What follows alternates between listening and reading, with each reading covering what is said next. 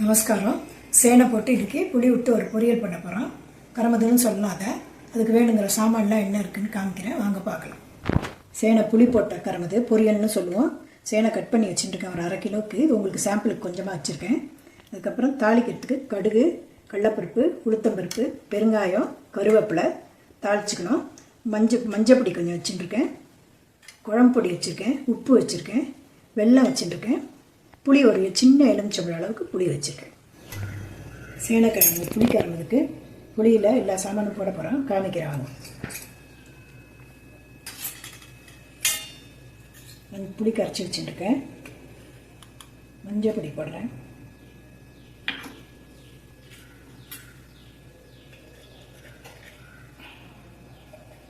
தேவையான உப்பு போடுறேன்.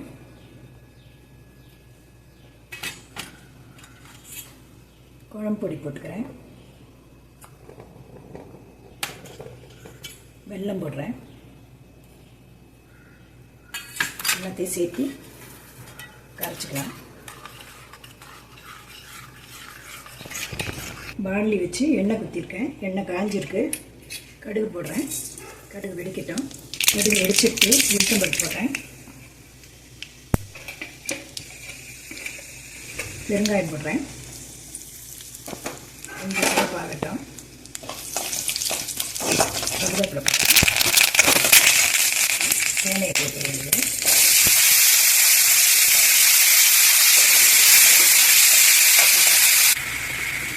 இதெல்லாம் வதக்கத்தை போட்டுட்டேன். இப்போ கொஞ்சம் தண்ணி தெளித்து விடணும். தெளித்து விட்டு ஒரு 10 நிமிஷம் மூடி வைப்போம்.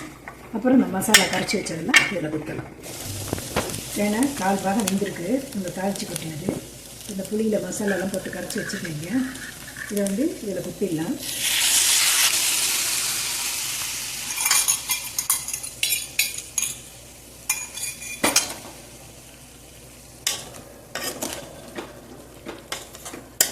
குத்தி நல்லா சேர வதக்கி விட்டு அப்படியே மூடி வைக்கலாம். நல்லா மொறுன்னு ஆகும். அது மெத்துன்னு வேகட்டும். அப்படியே ஒரு 15 நிமிஷம் வேக வைக்கலாம். 5 நிமிஷத்துக்கு ஒரு தடவை எடுத்து இது மாதிரி கிளறி விடுங்க. சேர்ந்து எல்லாம் ஒன்றா வேகும். அப்படியே மூடி வைக்கலாம். 5 நிமிஷம் தான் ஆயிருக்கு. இன்னும் நல்லா இந்த தண்ணியெல்லாம் வற்றி நல்லா கெட்டிமாக ஆகணும். அது மட்டும் கொஞ்சம் நேரம் திருப்பி விட்டுட்டே இருந்தோம்னா வதங்கும். நிறைய எண்ணெய் விட்டு நீங்கள் வதக்கினீங்கனாக்கா மொறுன்னு ஆகும். இல்லைன்னா மெத்துன்னு நல்லாயிருக்கும். நான் பண்ணிவிட்டு காமிக்கிறேன்.